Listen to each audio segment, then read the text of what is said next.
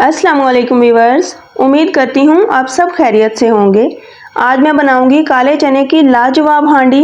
बनाने का बहुत ही सिंपल और आसान तरीका इस छोटी सी वीडियो में मैंने तमाम टिप्स एंड ट्रिक्स के साथ शेयर किया है कि काले चने को सॉफ्ट करने के लिए इसे प्रेशर कुकर में किस तरह और कितना टाइम लगाना है और बगैर प्रेशर के इसे हमने किस तरह गलाना है। इसके अलावा मसाला दानेदार किस तरह बनाना है और ग्रेवी को गाढ़ा करने का सिंपल और आसान तरीका क्या है। इन तमाम सवालों के जवाब इस वीडियो में आपको मिल जाएंगे।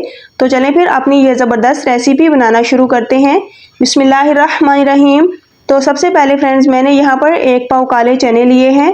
तो फ्रेंड्स ये चने बनाने की ऐसी एक शानदार रेसिपी है कि अगर आप इसे दावत में भी बनाएंगे तो इंशाल्लाह मेहमान गोश्त और चावल छोड़कर आपके चने ही खाना पसंद करेंगे। इतनी ज़बरदस्त ये रेसिपी बनकर तैयार होती है।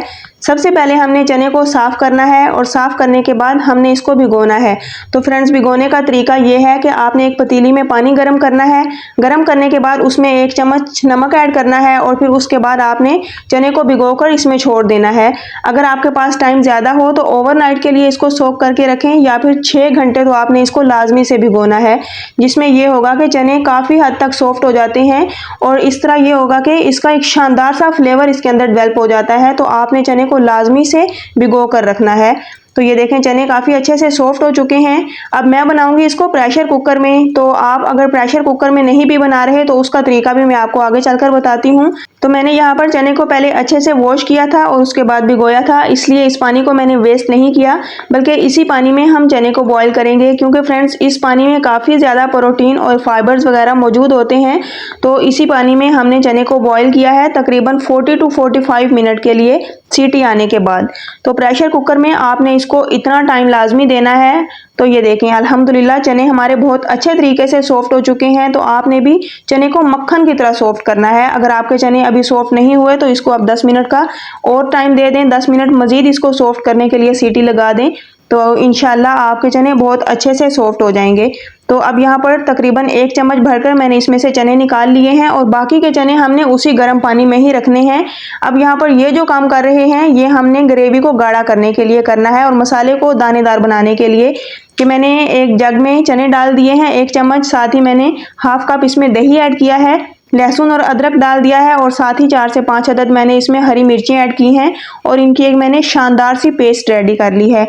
तो आपने भी इस तरह ये पेस्ट लाजमी से बनानी है, जिससे एक तो ग्रेवी भी बहुत अच्छी यानी कि गाढ़ी हो जाती है और मसाला भी दानेदार बनता है और बड़ा ही एक अमेजिंग सा टेस्ट आता है। आपको बिल्कुल होटल स्टाइल चने आपके घर पर रेडी हो जाते हैं।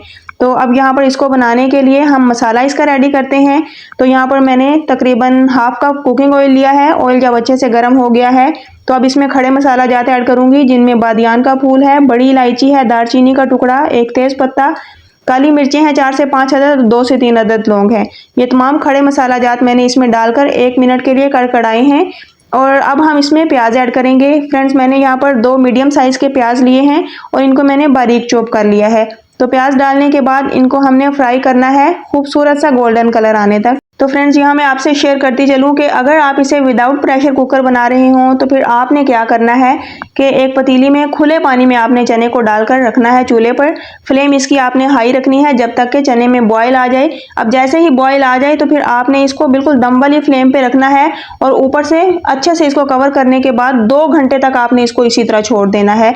तो 2 घंटे में इंशाल्लाह आपके चने प्रेशर कुकर वाले चने की तरह ही सॉफ्ट हो जाएंगे। तो फ्रेंड्स अब यहाँ पर मैंने 2 अदद टमाटर की प्यूरी इसमें बनाकर डाल दी है। अगर आप टमाटर काट कर डालना चाहते हैं तो डाल सकते हैं, लेकिन आपने एक चीज़ का खास ख्याल रखना है कि टमाटर का छिलका उतार कर फिर यूज़ करना है। तो टमाटर को 1 मिनट पकाने के बाद अब ये जो बैटर मैंने चने और दही का बना कर रखा था तो इसमें हमने कुछ ग्रीन मसाला जात भी यूज़ किए थे, ये ऐड करेंगे और इनको एक बार मिक्स करने के बाद ऊपर से ढककर छोड़ देंगे ताकि जो भी छींटे उड़ेंगे तो वो आपके ऊपर ना पड़े।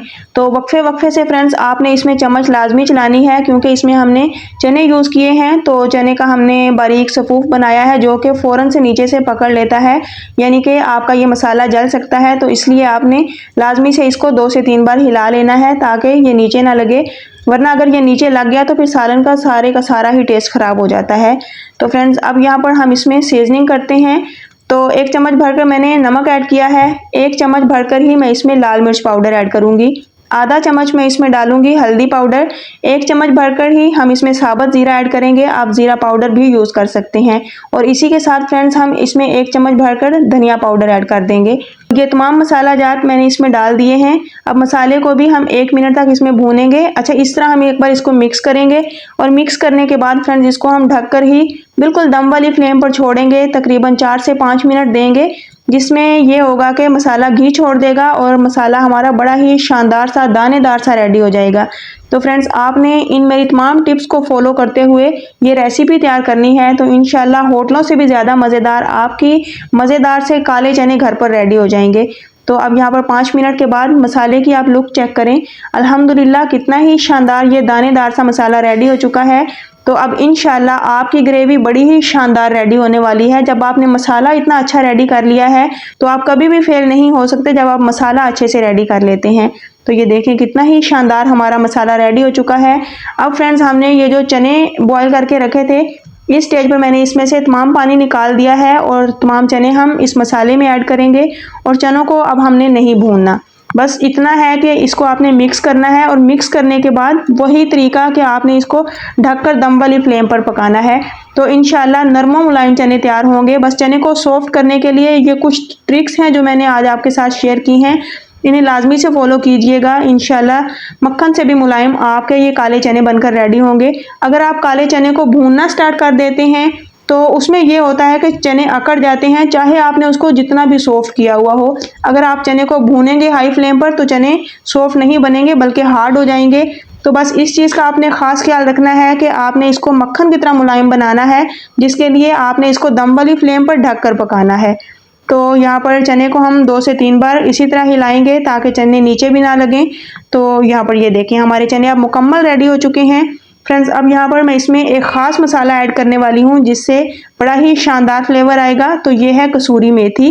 तो कसूरी मेथी आपने बिल्कुल लास्ट स्टेज पर ही डालनी है, क्योंकि इसकी खुशबू जो है वो बहुत ज़्यादा स्ट्रॉन्ग होती है। अगर आप इसे शुरू में ही डाल देंगे तो फिर इससे ये होगा कि ये खुशबू आहिस्ता आहिस्ता ख़त्म होती जाएगी। तो अगर आप इसे लास्ट में डालेंगे तो इसकी खुशबू बरकरार रहेगी। तो अब यहाँ पर चने को हमने अच्छे से भून लिया है। अब ये जो पानी हमने बचा कर रखा था, ये पानी हमने इसमें ऐड करना है। आपने चने के पानी को बिल्कुल भी ज़ाया नहीं करना।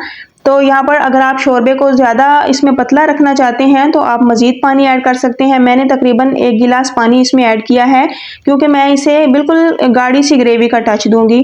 यहाँ पर 2 अदद मैंने हरी मिर्ची इसमें ऐड की हैं। इस स्टेज पर हरी मिर्चें डालने से एक अमेजिंग खुशबू आती है। और साथ ही कुछ हरा धनिया मैंने इसमें डालकर इसको ऊपर से ढककर 5 मिनट के लिए बिल्कुल लो फ्लेम पर छोड़ दिया था। तो अल्हम्दुलिल्लाह यहाँ पर हमारे ये चने मुकम्मल रेडी हो चुके हैं। अब हम इसको सर्व करते हैं। तो फ्रेंड्स अगर आप दावत का सोच रहे हैं, मेन्यू में 2 से 3 डिशेस रखनी है, तो आप चने को लाजमी से ऐड कीजिए। काले चने इस तरह बनाकर जब मेहमानों को पेश करेंगे तो इंशाल्लाह उन्हें बहुत ज़्यादा पसंद आएंगे। तो फिर नेक्स्ट इंशाल्लाह मिलूंगी बड़ी ही अमेजिंग और मज़ेदार रेसिपी के साथ। मुझे अपनी दुआओं में याद रखिए। अल्लाह हाफिज़।